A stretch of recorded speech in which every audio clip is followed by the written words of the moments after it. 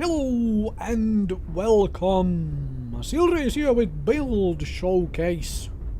Build on your screen right there. Pause the video if you wish to copy the exact main components, also listed in the description below. Cataphract 2X. Now at the time of recording I have absolutely mastered pilot skill wise the Cataphract 2X.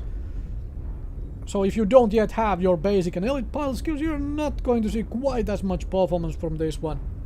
Also note that no modules whatsoever were in use, so if you have the modules to go with the build, you're going to see a performance increase.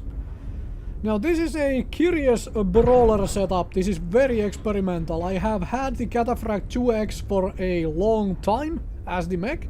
I enjoy it.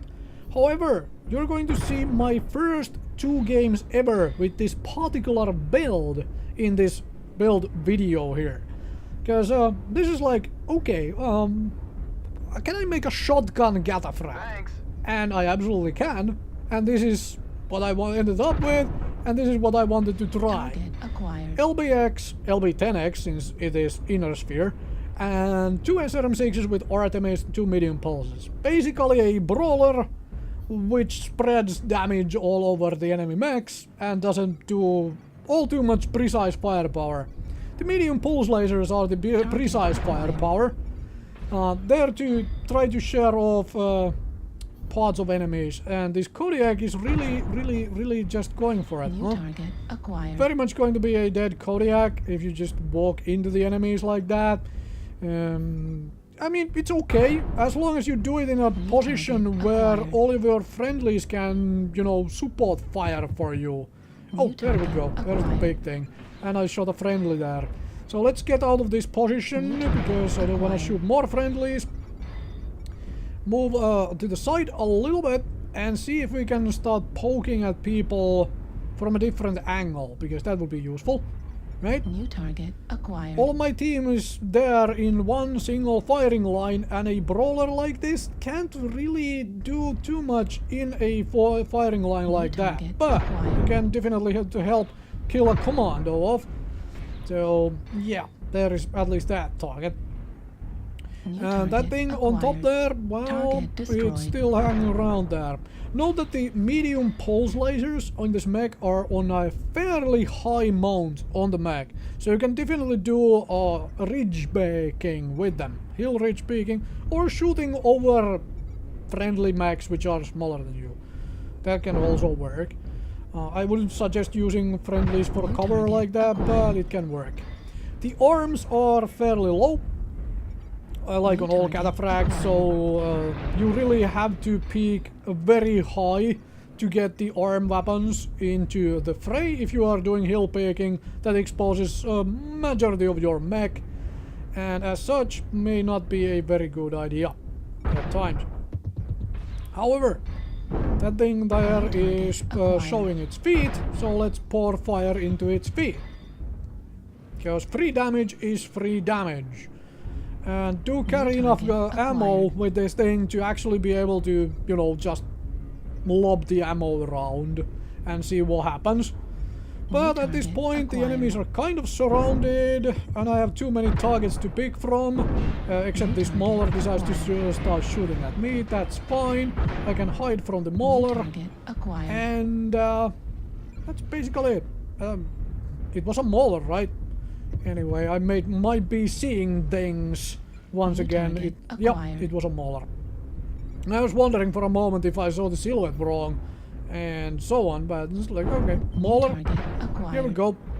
Would you like some more? Because I have more. I have lots of ammo. And that would be one dead mauler. Alright. If you look at the damage spread I have going here, I've managed to spread the damage fairly well, and that's exactly what I should be doing. And then Spirit Bear wants to duel me. And hello Spirit Bear, do you want to duel some more? Because that's okay with me. Even though it probably cost me my life.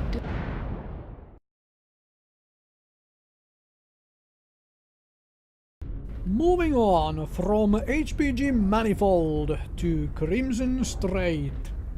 Yeah, the Spirit Bear there decided to blow itself up from overheating while killing me at the end. I don't know why, but that's what it decided to do. It's also one reason why I really despise that they still have the well, override in this particular game. Anyways, I am just hiding. I am in the tunnel and I'm hiding because I need some information of where the heck the enemies are, or I need a big body like an Atlas to really charge in there. It is kind of easy to overextend on this particular map.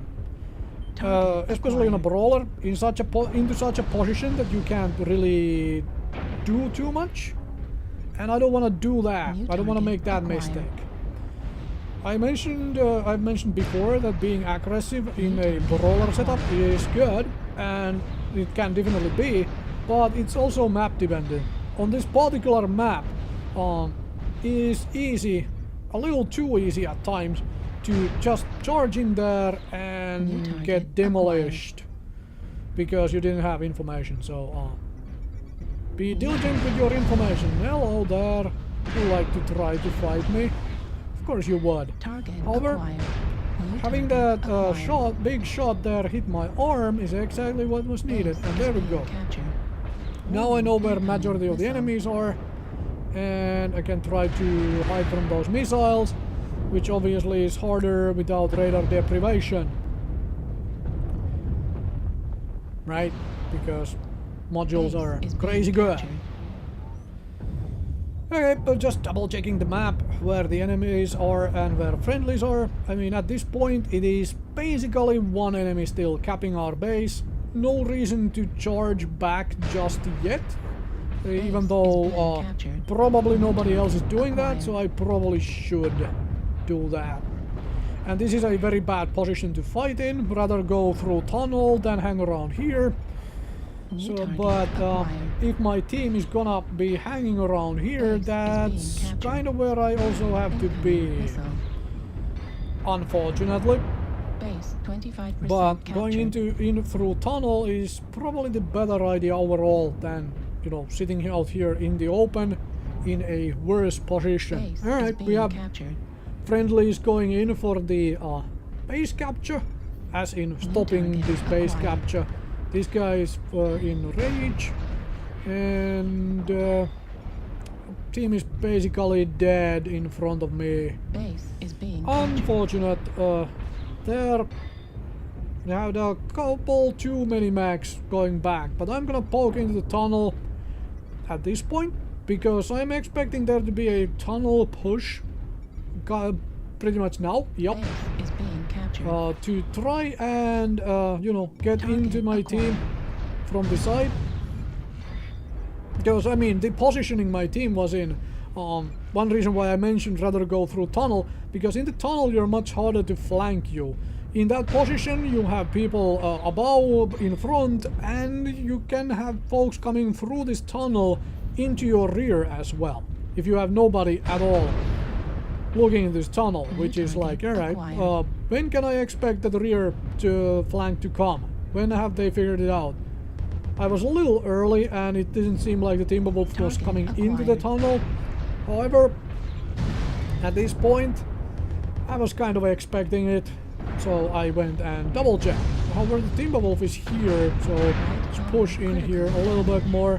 Try to cover the retreat of my friendlies, which unfortunately is not working all that well, but hey, we can still deal a lot of damage to an Orion and stuff. So that's okay. And then there's a Timberwolf as well. Now I get the brawl I wanted, but unfortunately way too late into this game and against way too many targets, because my team is still essentially mucking about now at this saddle, and that basically costs me my mech and a life, unfortunately. But hey, managed to kill somebody with this particular build, so also managed to overheat. Yeah, let's go into the tunnel, because I don't want to hang around out here anymore. Thanks. And the Timberwolf is just charging after me, isn't he? No? No? Oh yeah. Thank you, Timberwolf, for ignoring me. I'm coming back now. Okay, well, I guess I'm not. Thanks. So, right torso, yeah, critical thanks, damage. whatever. I guess they're gonna come in here in just a sec to kill me. I assume so. And yep, there is targets and targets, and thank you very much for watching. Try this build out, it's fun. Actually, it's fun.